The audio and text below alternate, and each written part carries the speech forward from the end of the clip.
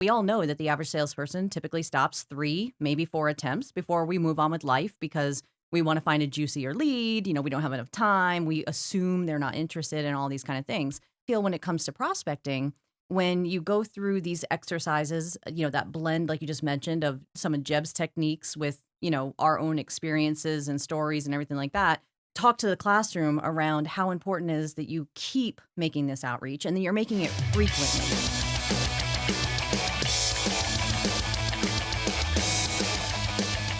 I really appreciate you coming to Augusta. I know it's not a long drive, but it is a boring drive into Augusta from Atlanta, which is where you're based. And it's just such a pleasure to have you in the studio.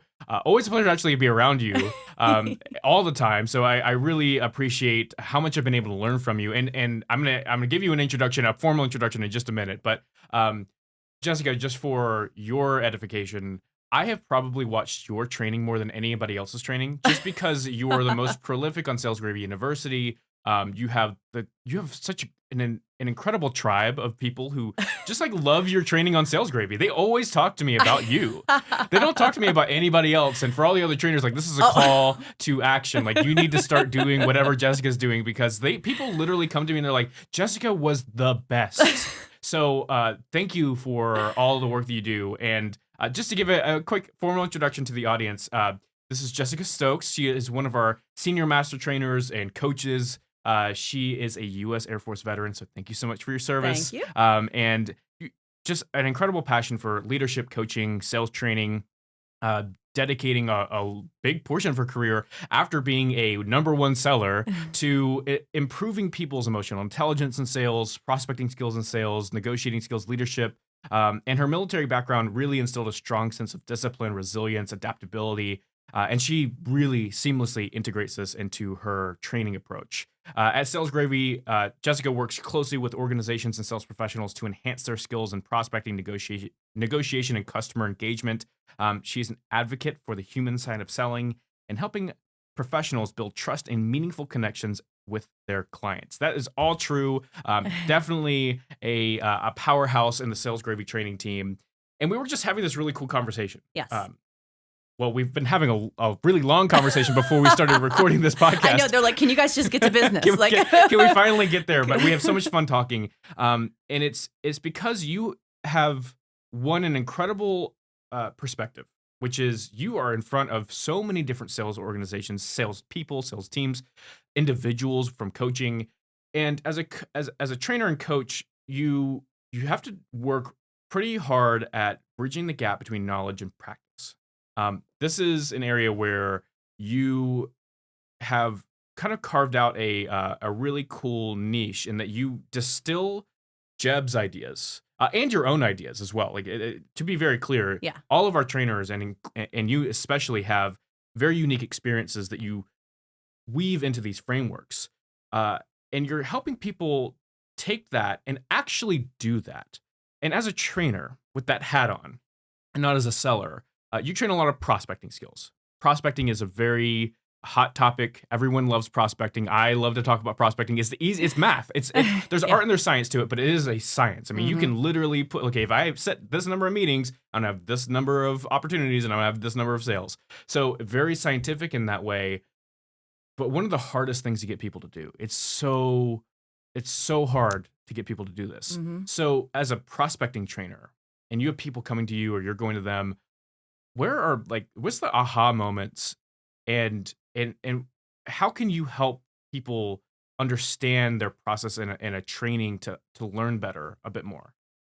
So I think when it comes to prospecting specifically, I think oftentimes that aha moment comes when people recognize that they're probably not working hard enough on their leads. Mm. So, like just yesterday, for example, I was doing an on-site delivery, and we usually will ask the classroom, like, how many times do you think the average salesperson will make outreach to a lead before we stop making any attempts? And that's stopping without even getting a no, without getting I'm the wrong decision maker. Like, we just quit. Yeah. And we all know that the average salesperson typically stops 3, maybe 4 attempts before we move on with life because we want to find a juicier lead. We don't have enough time. We assume they're not interested in all these kind of things.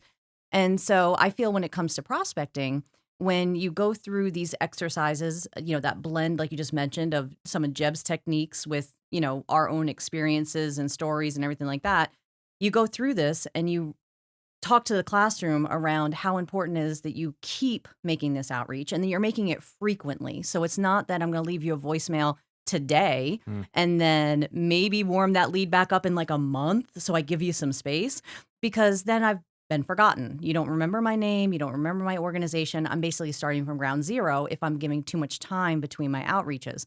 So I think when we think about prospecting aha moments, that's one of the biggest ones that I Hmm. see in classrooms and virtual audiences where they're like, that's exactly what I've been doing. Like, I don't want to annoy somebody. So I will leave them a voicemail, I'll send them an email, and then I'll just let it cool down. Well, when we let it cool down, you're losing that momentum. And so usually in the rooms, you see people kind of squirm a little bit when you're like, no, you need to be outreaching like every week, Hmm. every couple of days, every week until you get them to engage. Like, that's what we want, right? And they're like, but I actually don't think I do. I'm like, well, why don't you want engagement? Well, what if they tell me no? And, there's nothing wrong with getting a no. That might start a conversation. If it's a no because we have a contract which is up in 6 months, great. That's exactly why we should be talking now. But people are so afraid of getting the no that they'd rather let those leads Hmm. sit, Wither. wither Wither. away in the CRM. Oh, nobody's answering because I'm afraid to have a conversation. Do you think that people? I've experienced this in a couple of different trainings that we do, in trainings that I've taken myself. Where do you think people are ignorant of that and they're aha because like, oh, I didn't know that I was doing this, or is it like they're just being called out for the first time in their lives, and at that moment they go, okay, I can't hide behind this. They knew that because when you're doing something wrong, like as a salesperson, I know when I'm not following up enough. In my Yeah. heart, I know. Like, you Yeah. guys have like a shame a little bit about like that. It's not. It doesn't mean you're like a bad person or anything. Right. It just you just know when you're not doing the right stuff. Do you feel like that's like a veil that's lifted or a burden that's maybe lifted off their shoulders, and that's the aha moment from a training perspective? Like what's the mix of brand new? This is, oh my god, I didn't even think about this, to like, I knew I should have been doing that. So I think it's actually a little bit of both of those Mm. things because to your point, sometimes we know what we should be doing. And a lot of times in sales, I think about discipline like with living a healthy lifestyle, right? Like we all know we should probably be eating healthier foods, less ice cream, less alcohol, less fried foods, Oh. whatever. Shoot. And, Okay, and then, I'll think you're about like, that one. okay, and then it's like you get called out on it. You're like, oh, especially if you do something like I don't think my husband listens to the podcast, so I can throw him under the bus. And this will be the one episode he listens to, right? So my husband will be like, I'm trying to lose a little bit of weight, but then every night he's going to the refrigerator with this big old bowl of ice cream. And I'm not talking like a scoop or two. I'm talking like 6 scoops.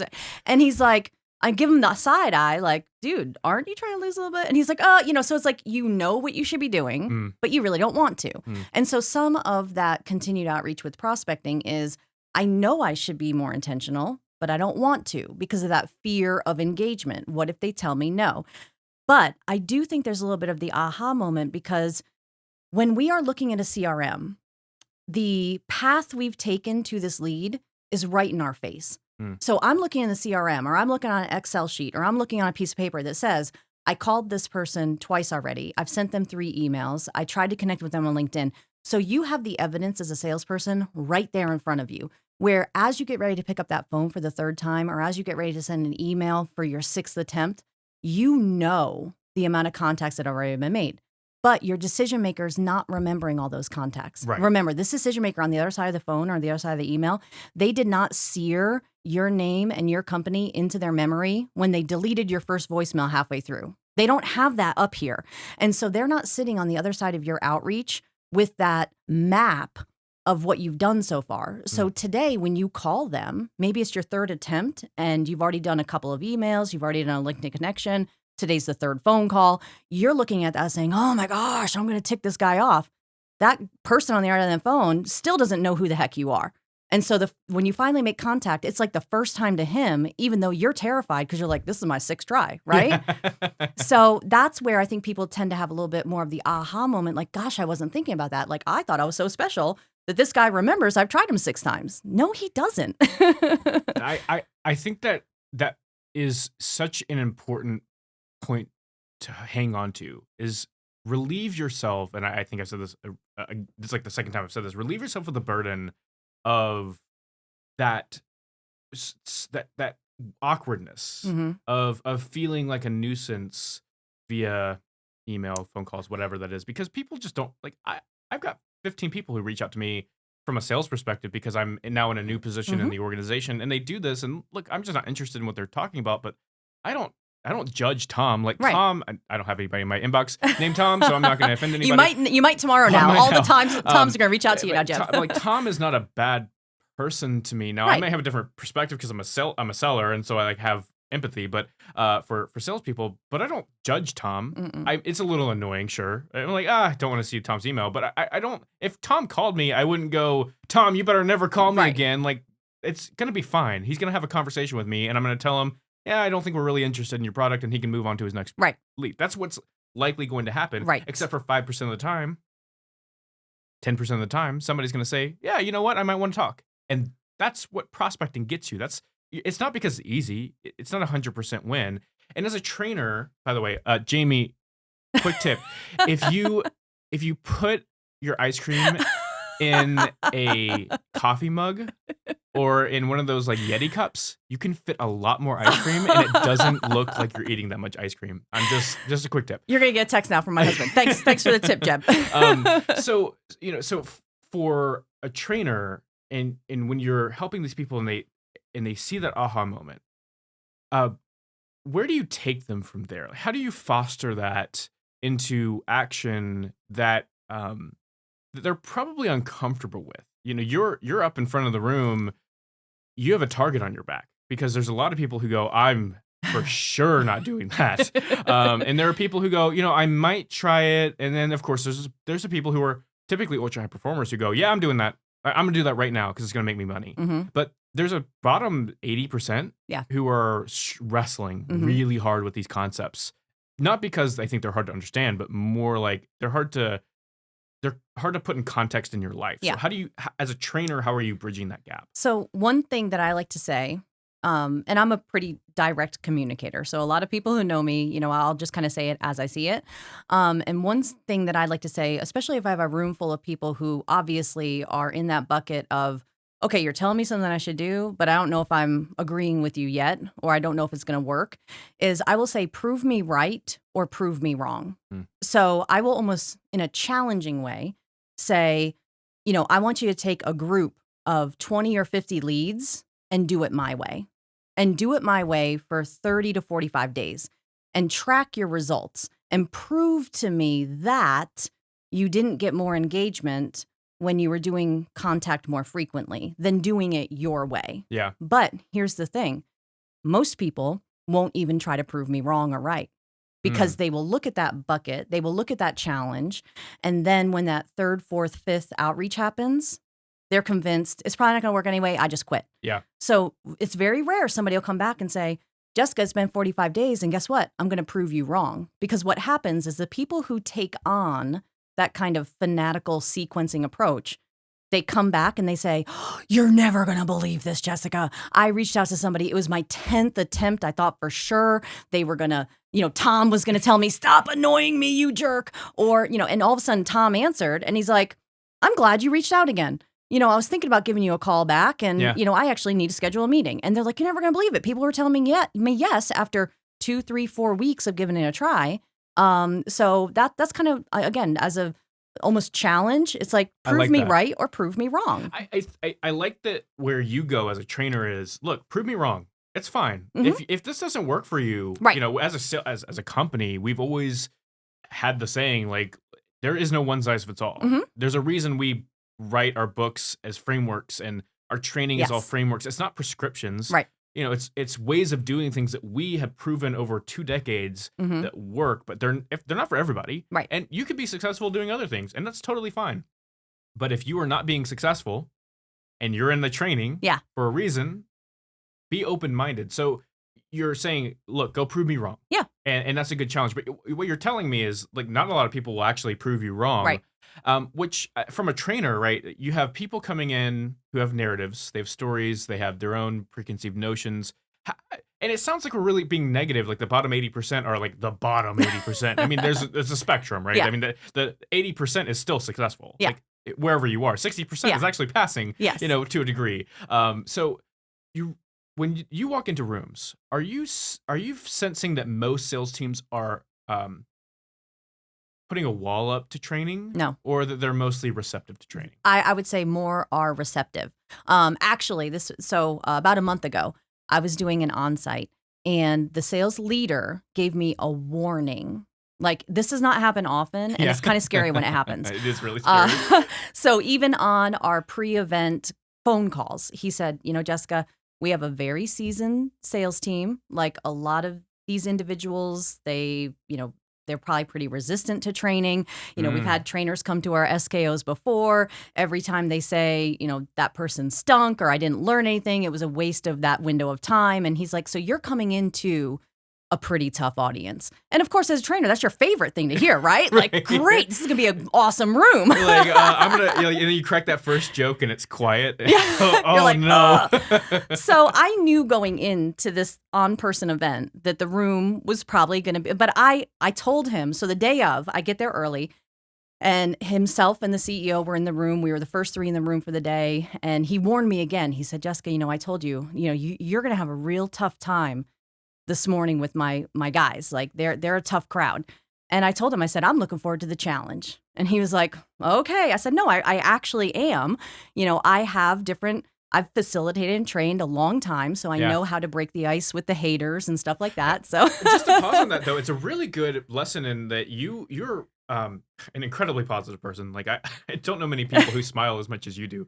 But you took this challenge, or you took this opportunity. You're reframing it in a very good, positive way. But it could be really difficult for someone who's, as a trainer, walking into that room, you hear that, and you have all this anxiety, right? Yeah. But physiologically, anxiety and excitement actually are very much the same. Mm-hmm. And so you're turning in like, no, I'm excited. Yeah. Because what else are you gonna? Exactly. You're either gonna fail or you're gonna succeed. Yep. And your mood could determine that. Might as well be excited and then fall on my face flat. Exactly. It's like, I mean, what's the worst thing that's going to happen? They're going to like boo me out of the room. I mean, that would be a first, but that would be a great story, right? I mean, what a great podcast episode. The time I got tomatoes thrown at me. You didn't, obviously. So no. you walked into the room, and he'd warned you that, like, okay, this crowd, good luck. And you went, okay, I'll do this. And you walk into the room, and what do you experience? So the first thing I think any facilitator or trainer has to do is, when you are introducing yourself, you have to almost acknowledge and level set to the room. So just in my opening 5 minutes, it was, guys, I'm not here to teach you how to sell. Like, you guys are professionals. You know how to sell. You know your industry. So I think from a training standpoint and a facilitator standpoint, it is giving that level set right away. Like, my hope is that in our time here together today, you take away 1 or 2 little tips or nuggets that are going to help you get better. I'm not expecting you're going to take away 35 things you didn't know today. Like, you are all professionals. And I think when you give the room that credibility, like, I'm not here to change you. I'm not here to, knock your socks off that here's this person coming to the room that's not from your industry that knows better than you. Like, I don't. And so in my opening, I weave that in to make people hopefully feel a little more at ease. And so going into the room, the leader had warned me, people are not open to training. So I went in with the mindset of, when we go to breakouts, I'm really going to have to level set with these people. Like, breakouts, they're probably going to leave the room. I have to take a call. I had this vision of, I'm up for the challenge, but this is the room full of people who don't want to be trained. But here's what was amazing is, at the first breakout, where people were kind of grouping up around the room in their little pods doing exercises, by that moment, everyone seemed very excited about the next couple of hours we were going to be together. And I had one gentleman came up to me right away to the breakout. He came up and he goes, Jessica, I just want to let you know that I came into this room today, your biggest enemy. And he flat out approached me like that. And I was like, hi, nice to meet you too. Okay. And he goes, I am that guy. I am the guy who's a top performer. I am the guy who doesn't need sales training. I'm the guy who told our leadership, we don't need this. And he goes, you won me over. He goes, I don't know what it was about your opener. I don't know what it was about your stories. I don't know what it was about what we've talked about this first 30 minutes. but now I'm excited for the next 3 hours. And I've never felt that way about training. And I just want to come up and say, you did great, and I'm excited to be here today. And I'm not even exaggerating, Jeb. There was 5 guys who came up to me that day and said the exact same thing.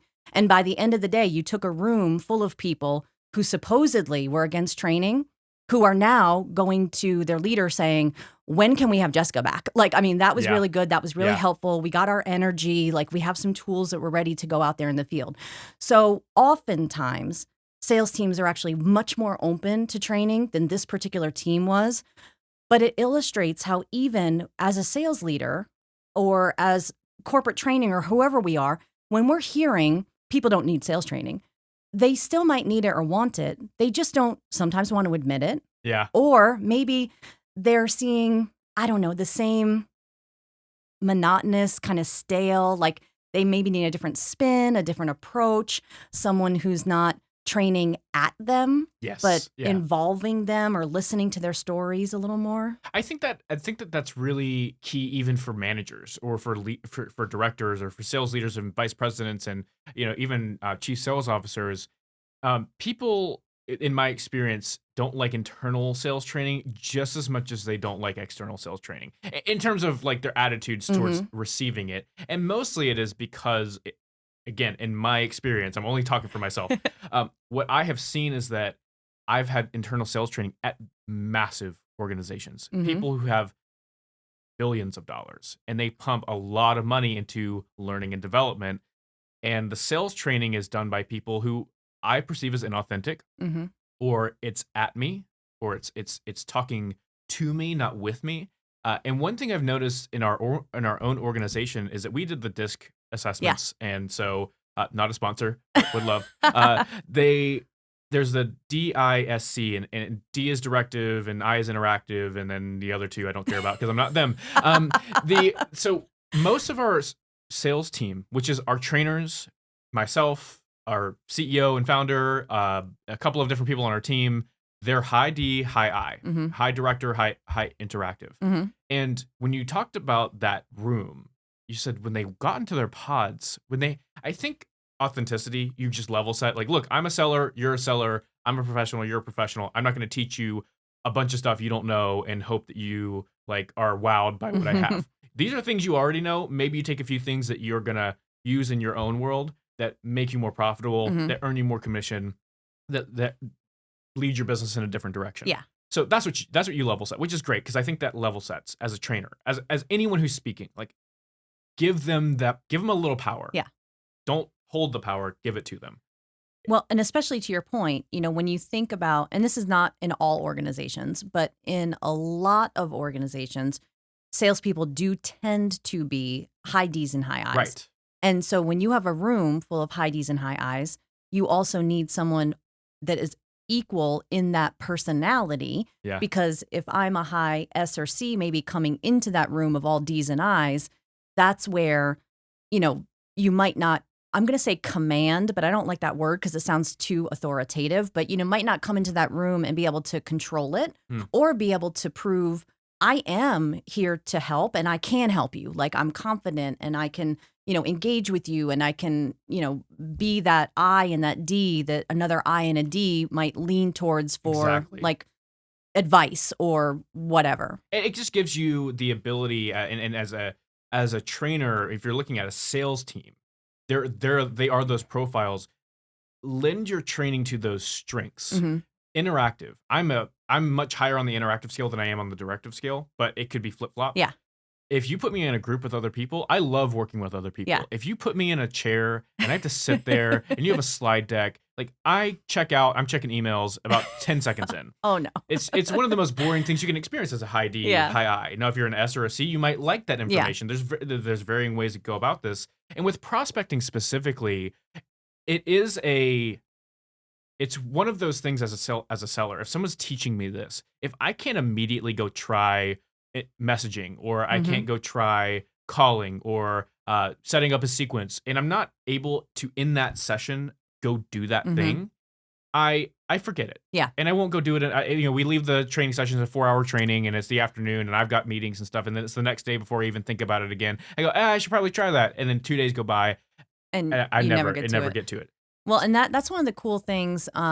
So one of the things that we're doing a lot of now, I mean, we do it all the time for our private clients, but we have these cool new like Sales Gravy Live events. Yes, talk about Sales Gravy Live. Well, and I Oh, was gonna say, cool. so well, that's one of the things that we intentionally do during Sales Gravy Live is the attendees are required to bring a list of at least 20 leads, like 20 phone numbers that you can call and try to set an appointment with during Sales Gravy Live. So whether this is your first week at your company and you've been sent to Sales Gravy Live, like, and you're thrown to the wolves and you're like, I don't know what to say on the phone, we're going to teach you how to do that and get on the phone. But it's for that reason, because if you don't actually put it into action right now, well, a week from now, 2 weeks from now, 3 weeks from now, you're going to put it off. Mhm. And what's really cool is that oftentimes, because again, when you're thinking about those high D's, high I's, you're in this interactive, fun classroom. And then it's like, we're going to throw you to the wolves now. And even when you're scared, if you sit down and you make those 15 dials or whatever it is, even when you get nothing, when you come back from that call blitz and you walk back in the room and you say, man, I made 15 dials. I got like 8 voicemails. I got a couple disconnects. I got a gatekeeper who went. There's something about just accomplishing it in the training environment that kind of held you accountable to you're going to give it a try. And when you get on the other side of that and you find out that wasn't that bad. I mean, nobody like Tom didn't answer the phone and yell at me, stop calling me, you psycho, I'm going to call the cops. Like that doesn't happen. It never goes the way you have in your brain. Right. And so when you experience that live in an engaging training, and again, sales leaders out there, you can be doing these things in your offices once a month. Like have your team that when I was a sales leader, we used to do this. We would call it Blitz Day.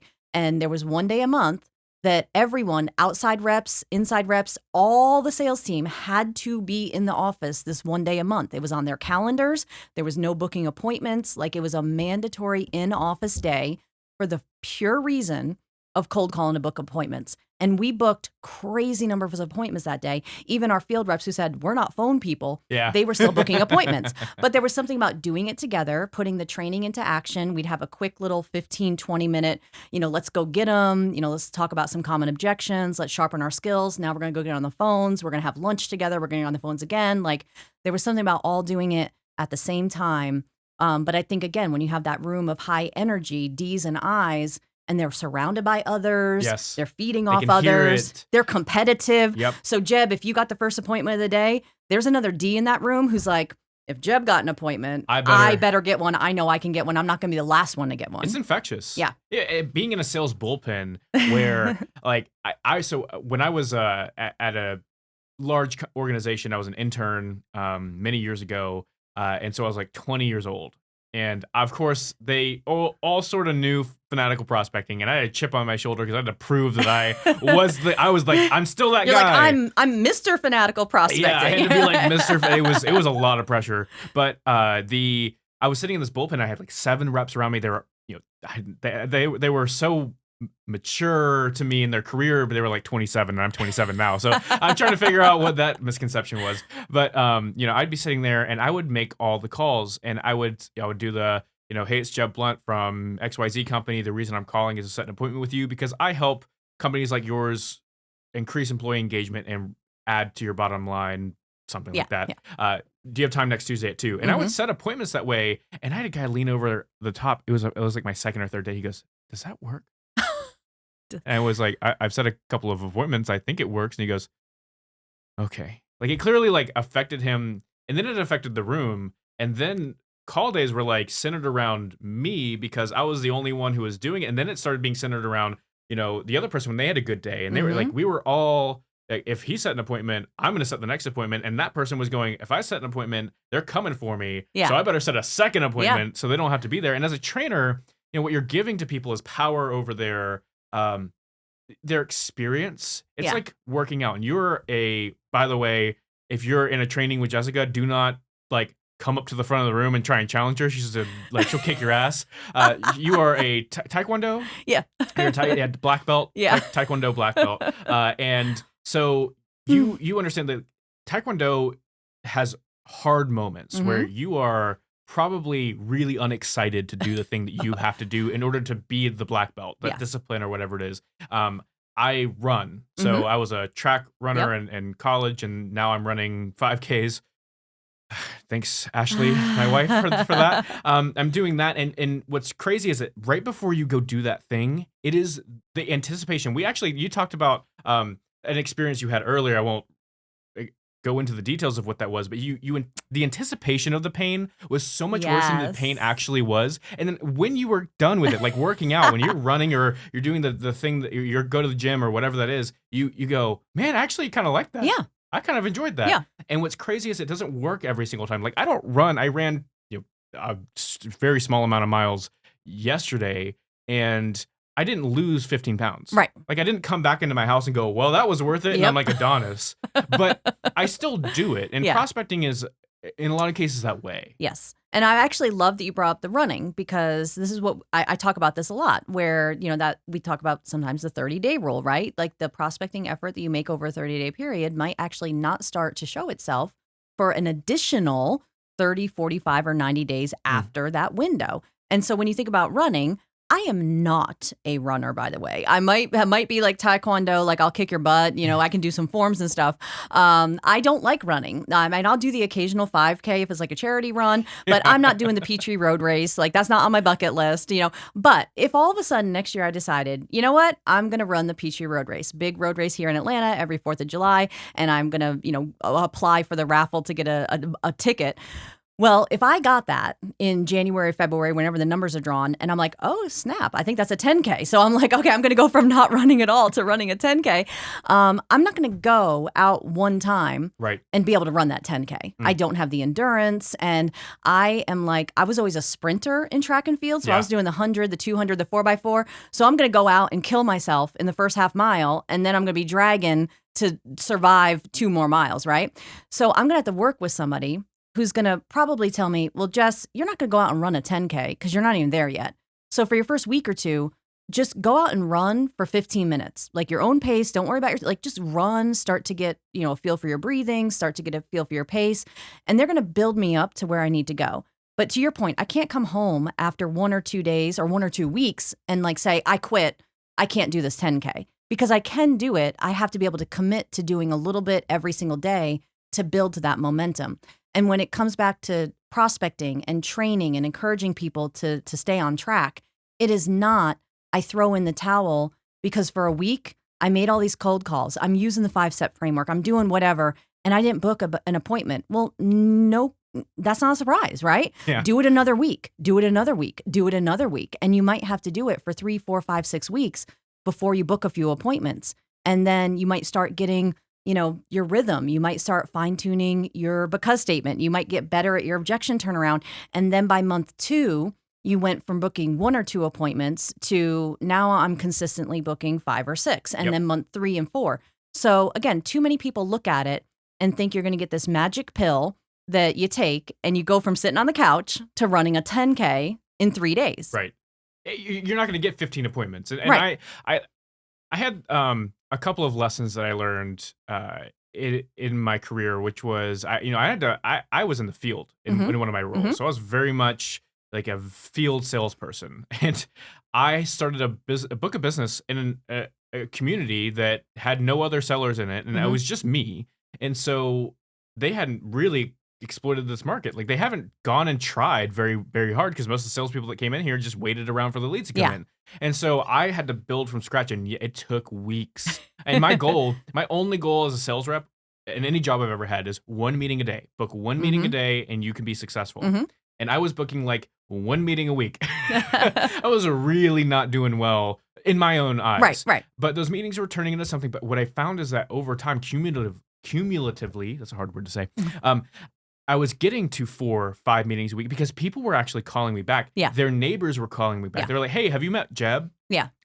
You're calling all the time. Like those people that you called on week 1 that you are continuing to talk to, again, week 6, week 7, and week 8, they know you. So you're getting responses. Once you start getting responses and you get engagement, that high DI, like if I'm having emails come back to me and I have conversations with people, I feel like I'm doing something. Yeah. Now, I'm not selling at that point, but I feel like I'm doing more, which gives me more confidence and makes me a better seller. Yeah.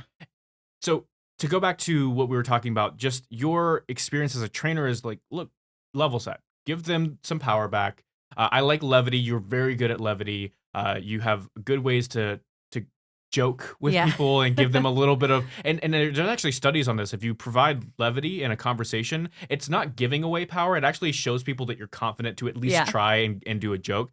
But you're also giving them opportunities to practice and prove you wrong and give you back what you teach them. Like spit it back in my face. Yeah. But prove me wrong. And you have a great understanding of the audience that you have and not letting your experience and expertise feel like control, but feel like credibility that you're willing to listen to them Mhm. and help them with their challenges. And that's why those people come up to you at the end of at the end of the show and say, you know what, you turned me around.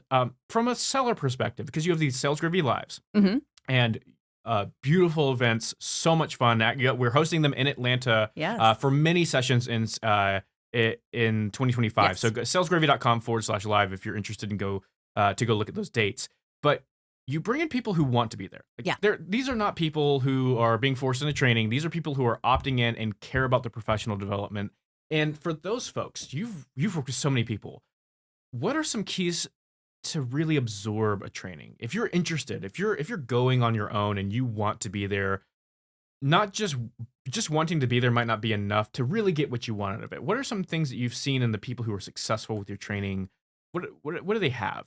I think one of the things I have is an open mind to try something a little different than you came to the class with.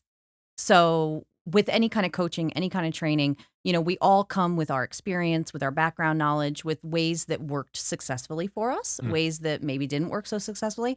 So, I think you have to come with just that I'm willing to actually learn something different. And I'm also willing to maybe try something that hadn't worked for me previously. So, perhaps in my career, I was using a certain technique, a certain tool, and I gave it up because I wasn't getting appointments. Let's just say email as an example. So I don't waste my time with emails anymore. Nobody opens them. It's not a waste of time. I just hit the field. I'm better face to face. I like to make eye contact and shake a hand. Well, I want people to be open to saying, maybe I should re-explore email. Maybe I'm still better in the field face to face, but on those days I can't get out, on the days I want to be more efficient with my time, can I send some emails before I go out in the field? Can I send some emails on a day where it's an icy day, it's a rainy day, it's a day that, I don't want to be in the field? How can I maximize that prospecting time? So that would be the first thing is any kind of training, especially Sales Gravy Live, you have to come with that open mind that I'm willing to probably hear something that I don't want to do, but I'm willing to give it a try. So that's something that a lot of people are coming to these classes saying, I don't know everything or I don't know what I don't know, and I want to learn what I don't know. So I think that one way to come to a class, and I've taught I've taught virtual courses, and I've done some things in the field with Sales Gravy training different organizations. It's not what I do mostly, but I have the experience with it. Is that the people that are really successful? There's a it's not a good split, but there's a good portion of the room that's fairly confident and willing to learn, and then there's a portion of the room that's almost too humble. Like they're lacking confidence in themselves, and they're hoping that the knowledge they receive changes that about them. What I would tell people, if you're going to Sales Gravy Live or you're going to a training or you're experiencing this and you really do want to go to whatever it is in your company, but you're lacking that confidence, work on that first. Like pretend that what you're teaching, like whatever's being taught to you is the next thing that you're going to do with confidence. Yeah. Because if you leave a session, if you leave a training and you don't have the confidence going in, you're not going to have the confidence coming out. Yeah. That's not how that works. That's Yeah. how training typically operates. What is your experience with that? Yeah, and I do, and I know the kind of people you're talking about where they lack some of that confidence, and you have to find a way to. I think sometimes it comes from do you believe in your product? So I we were talking earlier about Tom, and if I'm annoying, I'm harassing. I never feel that way when I'm prospecting. And the reason I say that is because when I am trying to make a sale, I am trying to help somebody. I'm not annoying you when I'm trying to talk to you about Sales Gravy. I'm trying to help you and your sales team. So I look at sales as what do you do to help the organizations you're reaching out to? Many of you guys know one of my first jobs was cold calling to sell copy paper over the telephone, right? So, but I didn't look at that as I'm a telemarketer slinging copy paper over the phone. I looked at it as how can I help a business get better delivery service, because we had the most amazing delivery drivers. Our customers came back to us and they were like, your drivers are amazing. They're friendly. We had so much value over our competition at the time. But I'm helping people. I know people who work with us love our organization for more than what our price of a box of paper is. Right. So if I'm leaving you voicemail, email, if I'm really reaching out to you, I'm not pestering you. I'm not annoying you. I am trying to help you. And so when I find salespeople who lack confidence sometimes, they feel they're annoying people. And so I'll ask those people sometimes, do you believe in your product? Like, would you buy your product? Do you love your product? Do you talk to your friends about your product? Like, are you proud of your product? And sometimes they look at me and they're like, well, and I'm like, that's your problem right there. You need to find a different sales job then. And I have told people this before. Like, if you do not love the product you're selling, your customers will sense that. And you will never be at the top of your game if you're kind of this poser. Yeah, Like, oh, yeah. I love selling sales training. No, I don't. It stinks. Like you have to love what you're doing in order to be successful at it. So that's one thing also I would say to sales reps out there who are thinking, gosh, I'm going to be bothering people if I outreach. Like, is your product bothering people or is it helping people? Because if you don't believe in your product, find a product that you think does help people. Yeah. Like, I'm so excited about this. I don't mind calling people 6, 7, 8 times, 10. I want to talk to people about what I sell because I'm passionate about it. So some of that is, and like I've done this before where your company has software and you, for whatever reason, just love that software. You think it helps you do the job that you hate to do so much. That's a good way to go find a job that you like. Yeah. So I actually want to get your perspective on this as a trainer. People coming into who maybe like it's not a product thing. They're just not as confident. We're all on a spectrum. I've been in places where I didn't have confidence, and I've had more confidence, and I've been arrogant before, and I've been completely on the bottom. So it's not who you are, it's where you are when it comes to confidence. But they walk into your room, and as a trainer, you're giving them everything, and they're nodding their head. How do you give them how do you like foster a little bit more, give them a little bit of a rah-rah.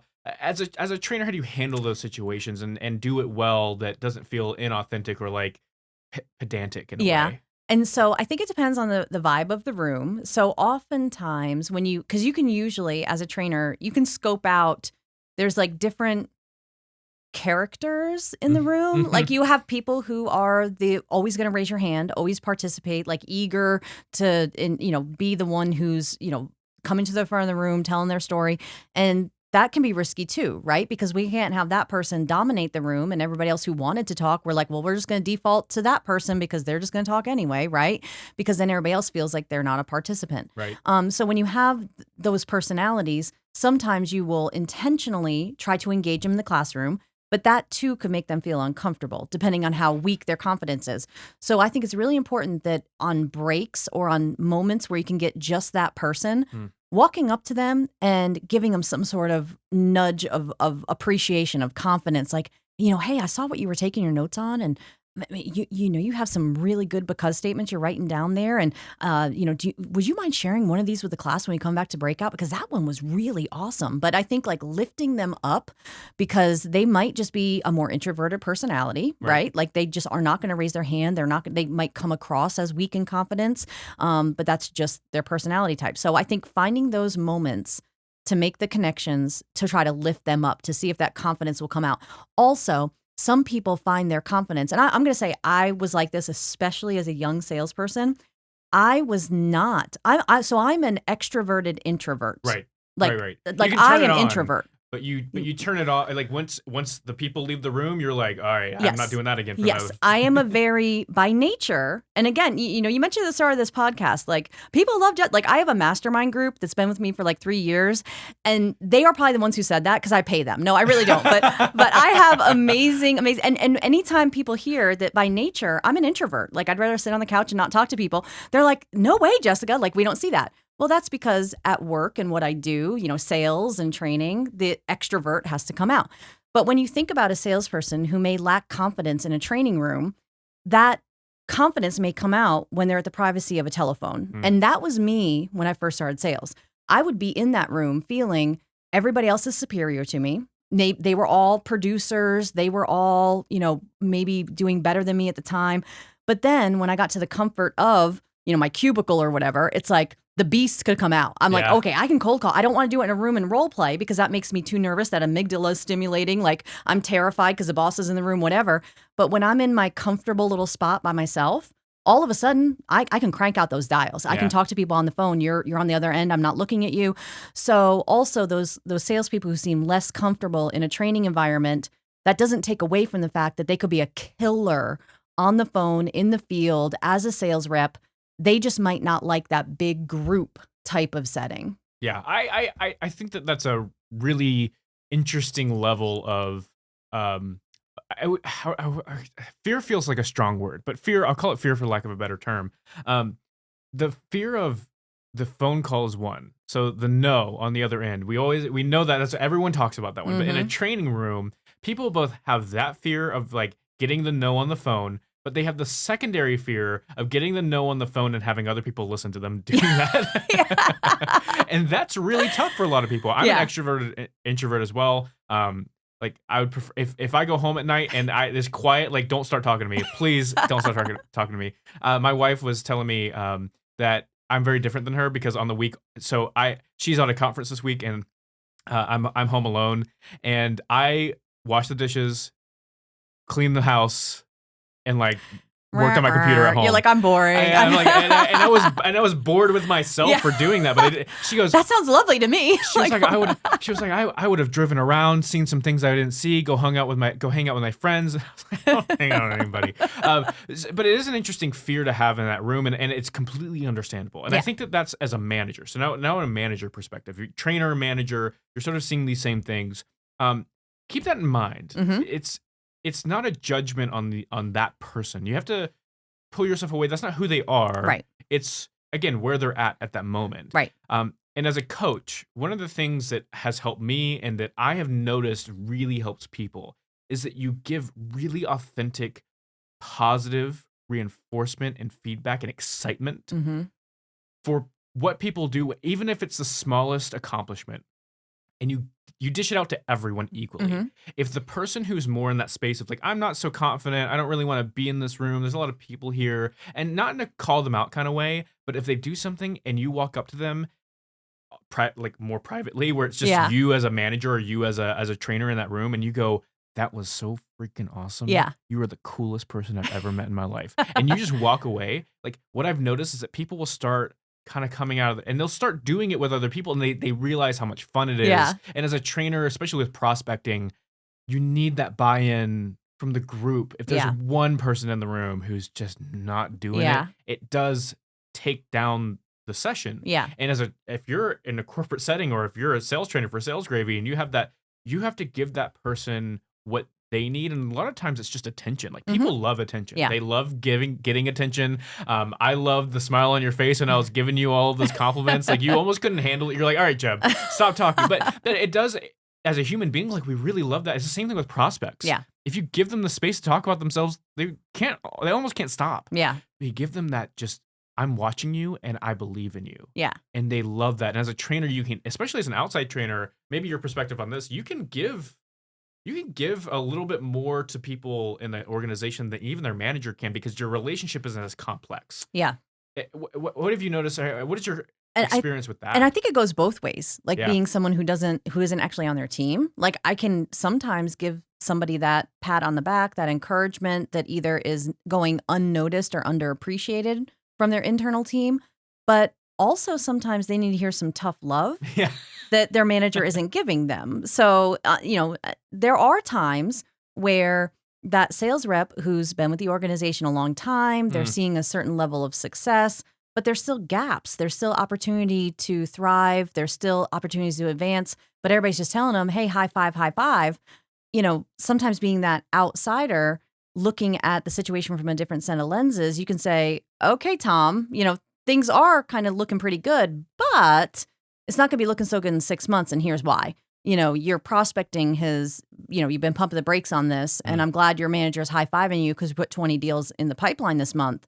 But based on your close ratios and based on everything else, your Q3 is not on forecast at all. So we have to get real too. So I think it comes both ways when you think about being that outside cheerleader and coach. Is sometimes even the coach has to give you some tough love and some news that, your parents on the sideline want to just celebrate and take pictures. Sometimes it's the coach that has to be like, dude, give me 20 more laps. You weren't fast enough today or whatever. Yeah, I agree with you. And you just have that ability as someone who's from the outside. If you're a manager as well, you have this ability, and if you're not seizing it, you're failing your people. And as a trainer, you're not necessarily failing them, but you're not doing anybody any favors by coming in, really nice, fluffy things. Here's our content. Here's the knowledge. Hope you have fun with it. Yeah. And then leave. Like, that doesn't help. Yeah. That ultimately is a transaction. Yeah. And so I love that as a trainer. When Sales Gravy Live, you're doing this with people who want to be there with the organizations you help. You're also doing it with them to help them ultimately sell more. And you are one of the most prolific trainers because people genuinely love you. And I'm so glad that we have your perspective today. I know where people should go and find you. People should find you on salesgravy.com.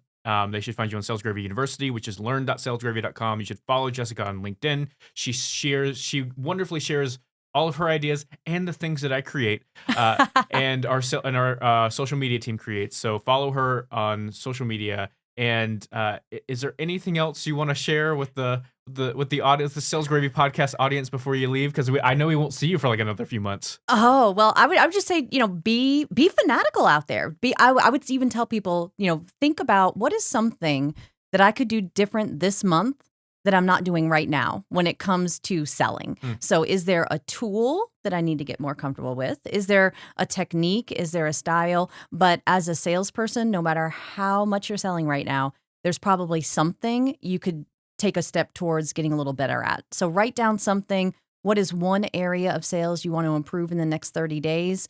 Write that down, listen to a podcast about it, get online. You can find articles, whatever. But is there one thing you could get a little better at this month? And that'll make you a better salesperson for the rest of the year, probably. probably for the rest of your life. I really appreciate you joining us. Thanks for coming on the Sales Gravy podcast. Anytime. Great to see you. Cool. Thank you so much for watching this video. Please make sure to click like and subscribe so you never miss a single video. And if you want more sales training content, go to learn.salesgravy.com.